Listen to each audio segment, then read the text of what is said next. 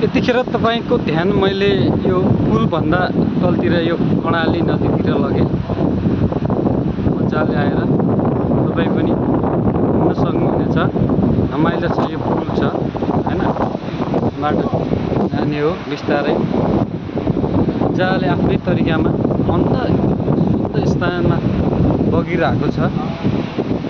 र यो माथिदेखि नै आउँछ, यतादेखि अलि धेरै माथिदेखि आउँछ।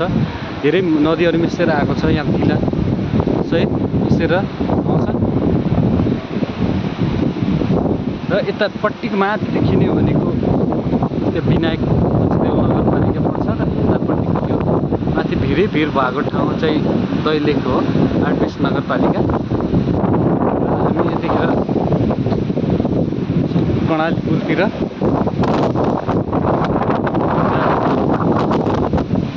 कति रमाइलो छ है। यो आफ्नै मन्द स्थितिमा आफ्नै धुनमा हिँडिरहेको छ। नमस्ते साथीहरू, म यतिखेर कर्णाली पुल, यता दैलेख, यता साइड अछाम हो। यताको ठ्याक्कै यतापट्टि चाहिँ दैलेख हो। यो अछाम र दैलेखको सिमाना म कर्णाली पुलतिर छु। र तपाईँ पनि मजाले आएर हेर्न सक्नुहुनेछ।